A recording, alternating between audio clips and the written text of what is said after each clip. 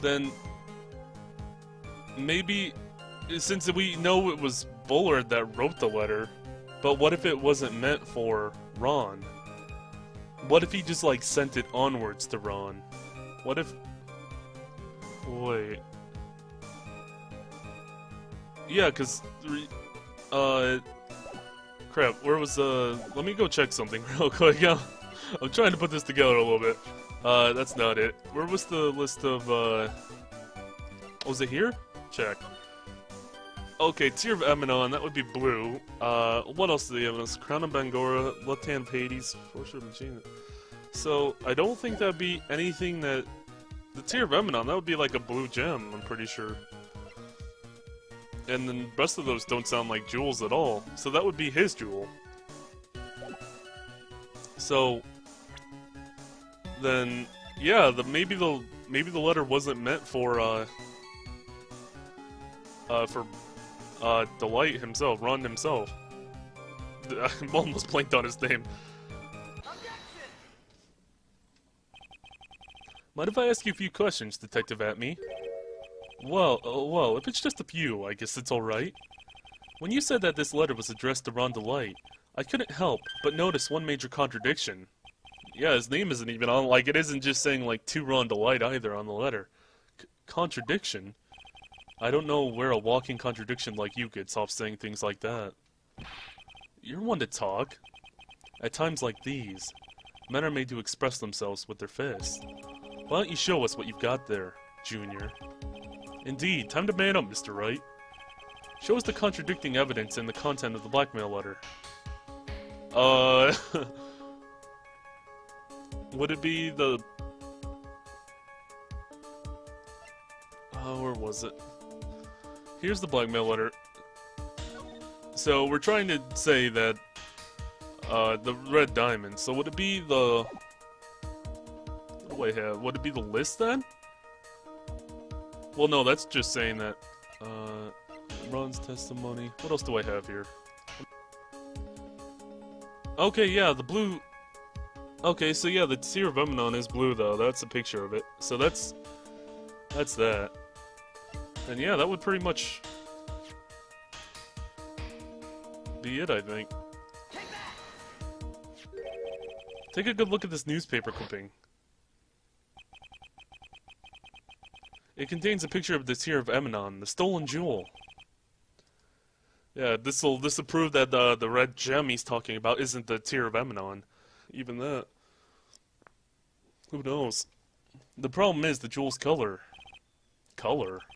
I'm not much for discussing color myself. According to the clipping of, the color of the stolen jewel was blue. However, in the blackmail letter, a totally different jewel is mentioned. I mean, the thing is though, would you even consider something called the Tear of Eminon to be, like, anything other than blue? It's pretty much like the name of a gem that sounds like it's gonna be blue, so... I'll take that red diamond you received the other day. And it's also received, not stolen. Red. Which means, the red diamond described in the blackmail letter is not the Tear of Eminon that the stole at all. Objection. And your point is, Mr. Trite? Are you trying to say that the blackmail letter was intended for someone else? That is what you're trying to say, right, Trite? What is it you're trying to say, Mr. Wright? Right, Mr. Wright? Oh my god, it's tripping me up. What is happening? Well, what is it you're trying to say, right, Nick? Yes. I'm trying to say yes to everyone here. This is who Kane Bullard was actually blackmailing, then it would, yeah. Okay. I did a terrible job of trying to explain how I got to this answer, but kind of just saw the ring on his finger, just like, oh, well, there's something. Naturally, it was you, Detective Atme. Do you have some sort of basis for that claim? You have been personally involved in every single mask-to-mask case, and in the last case, you recovered what was stolen, and received a jewel as your reward, yeah. And that's why it said received, not stolen, so that actually makes a lot of sense. A jewel.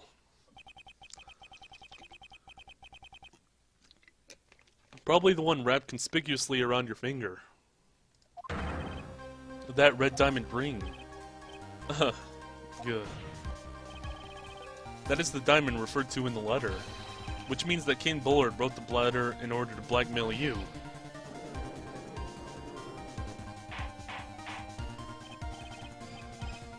Order in the court. Order, I say. It seems you've gone too far with your childish pranks, Mr. Trite. Uh-oh. I don't like the way you said that. Kane Bullard blackmailing Luke at me? Are you for real? Yes, I am. Nick, come on, stand up to him. Then answer me this. The blackmail letter contains the following passage. If you don't want your identity revealed to the world. Yes, it certainly does. Kane Bullard threatened to make Luke Atmey's identity public knowledge. The identity he wanted to keep a secret. So just what was that identity? Atmey killed Kane Bullard because he was afraid of his secret becoming known. What was the identity he wanted to keep a secret? This is what it all comes down to, Nick. The identity that Luke Atmey wanted so desperately to keep hidden, to keep secret was his identity as... And it was the blackmailer then. That would all make sense if he was the blackmailer. Luke Atmey was the blackmailer. Objection! Hey now, isn't that a little different from what you've been saying? You said that Kane Bullard was the one blackmailing Luke Atmey. Are you saying that Atmey was blackmailing someone else on top of that? You have to admit, that does sound a little odd. It's not odd. It's the only thing that makes any sense. I agree with Phoenix here. This is actually starting to make a lot more sense after we start thinking of him as the blackmailer. He gets so much out of being the blackmailer. Kane Bullard was blackmailing Luke Atmey. But Ron DeLite was also being blackmailed by a certain someone.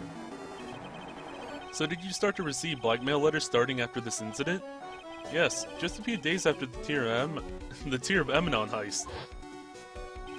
After that, I started getting the plans in the mail. God, I'm not talking correctly for some reason.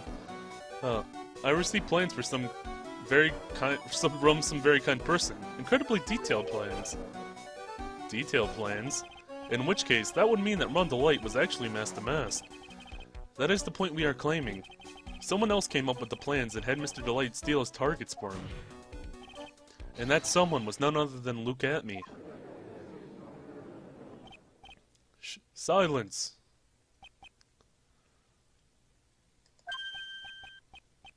He. Now I see. It's all becoming clear. What is? When you were in grade school, you received the same report card every year. Careless with the tendency to jump to conclusions. Am I wrong? How did you...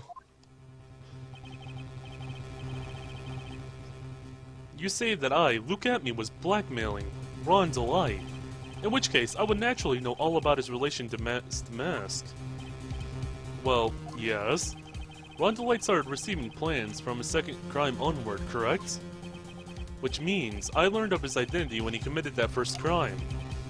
Good point. You certainly couldn't have blackmailed him otherwise. In that case, let's see some hot, bitter evidence. During the first crime, how did Luke Atmey know that Ron DeLite was masked to mask? Then it would have been the... where was it? I have that somewhere, don't I? Was it this? It was this. Right there. Because Ron was the cop, or the security guard at that time. Present. That would be the reason. I think I see it. See what? When you were in grade school, you received the same report card every year. Gets into lots of mischief, and tries to be the center of attention. What do you mean? This newspaper clipping. It has a picture of you and Ron DeLite in the guard uniform. It seems that Master Mess didn't just disappear into thin air. He just took off his outfit and hid it in a bucket. That sounds far too stupid to be true. Correct. With tricks like that, he couldn't fool a baby, let alone an ace detective. And that's when you figured it out, Mr. Atney. That's when you learned that under his mask, Master Mask was really Ron Delight. Ugh. What the? Wasn't he supposed to be Master Mask? Not only that, it looks like he wasn't even an ace detective. I can't believe it, he was a slimy blackmailer. What a fraud, trying to pass him off as an ass detective. Why you? How dare you expose me like that? Why, I mean, I've never blackmailed anyone in my life. I'm the famous and proud ace detective and also the Mask. Why can't you understand that? I'm afraid you are neither a proud thief nor an ace detective. You're a blackmailer and a murderer. That is your true identity. Why you? How dare... Wait, what? Oh god. What? It's all stuck together, I can't read this. None of you can compare to my genius. Sagoon, desecrate to me, common... Ace detective candle, his blackmail murder threats. What the... He's gone insane. Like, how would you even talk like that? It's just like... mixing every word together. It would seem we finally got into the real answer. That was quite a performance by Mr. Atney. Bailiff, please prepare a cell for Mr. Atney. Man, the bailiff has so much work to do here. And also, what are you objecting about, damn it? The hammer that strikes too fast has no time to aim. What do you mean? I'm already prepared to deliver my sentence. Allow me to say one thing. I will be the one to judge. You don't get much more in your face than that. It appears that your claws weren't quite sharp enough, Mr. Trite. Where do you... It's true that you've proven a lot of things. Things like Luke Atney was a filthy blackmailer, and that he wasn't at Lordly Taylor the night of the murder. That's right. That's why he's the one who killed Mr. Bull. But... oh god, what does he have? There's still one thing you have yet to prove. Oh boy.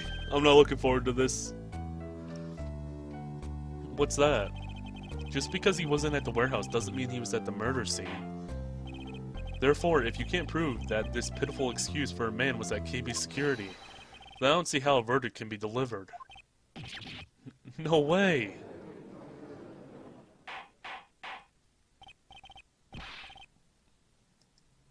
Order. In the court. Well, Mr. Wright? This is it. This is the final round. I've got to prove that Atney was at Mr. Bullard's office on the night. But, can you really prove that?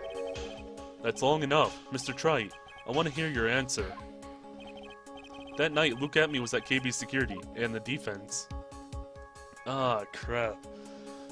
Oh, I gotta refresh my memory. What? Do I have anything that proves he was there? I have the list of those.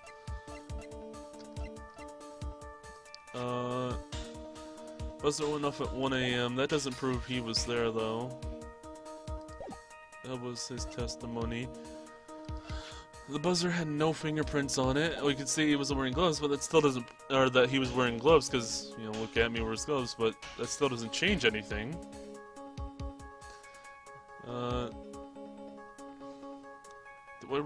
Do I really not have anything?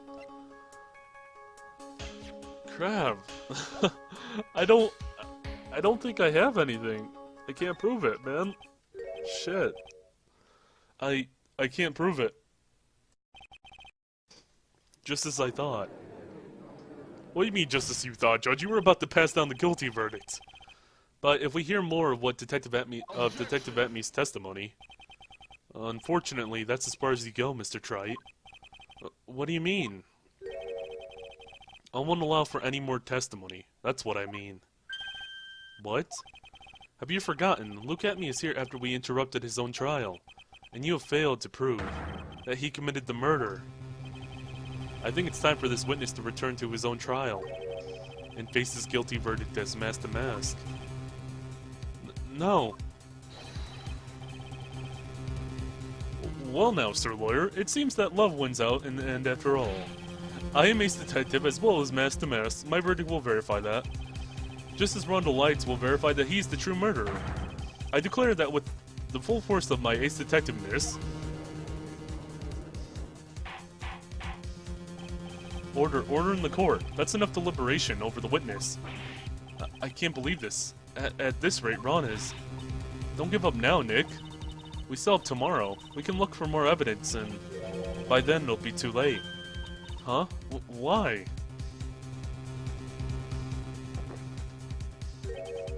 Double jeopardy. One of the basic rules of any court of law. Double jeopardy? Should a defendant be tried and found innocent in court, that defendant cannot be tried again for the same crime. That is the fundamental rule for all courts. It applies to this witness as much as it applies to anyone else. Mr. Atmey will be found guilty in a matter of minutes. Guilty as masked, which means he'll be innocent as far as the murder of Kane Bullard is concerned. No way. The fact that you were unable to prove Mr. Atmey's guilt of that crime here means that he will never again be tried as Kane Bullard's murderer. What? Shit. Oh, Phoenix is gonna go into depression now. This isn't good.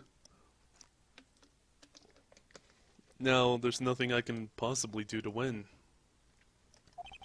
Even if Ron is proclaimed to be innocent, the real killer, Luke Atmey, will go free. You've cross-examined every statement the witness has made here today, and as long as there is no more testimony, I'm afraid I have to declare that there will be no further questioning of this witness. Are there any objections?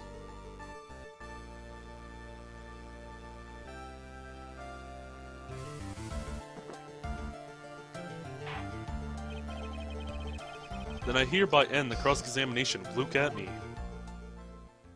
Damn. Wait, what? Hello? I think I see it. Your Honor, when you were a child, this is what was on your report card every year. Has poor hearing and often makes mistakes as a result. How did you... Phoenix, raise your head up high. Have you forgotten what I used to tell you? Wait a minute, is this... A lawyer is someone who smiles no matter how bad it gets. That voice. No way. Oh man, it's been a while. Long time no see, Phoenix. Mia. This is the true power of the Crane channeling technique. I know it's really Maya who's standing before me, but right now she's my mentor, Mia Fey. Now, let's do this. But there's nothing more we can do, Mia. Without any more testimony, I can't cross-examine. Not yet. The testimony's not over yet. What do you mean? Your Honor, just now you said something very interesting. You've cross-examined every statement the witness has made here today. Yes, that's true, but... Unfortunately, Your Honor, you're forgetting something. Earlier, after the last cross-examination, the witness made a number of remarks. Wait, are you kidding me? I couldn't even read half of those! Love wins in the end after all. We will verify that. Just as Ron the Light will verify that he is the true murderer. I will declare with the full force of my ace detectiveness. Yes, but these comments have nothing importance whatsoever. Very well, then shall we prove their importance via cross-examination? At any rate, as long as the witness has made these remarks, we, the defense, assert our right to question them. Is that alright with you, prosecutor? Is something the matter, Mr. Godot? He's being really quiet. Nothing. That was weird. Okay, he just like... He was like in deep thought or something. Nothing. Oh, Sir Lawyer, it looks like you're one step too late. If you think such falsehoods will do anything to me, look at me.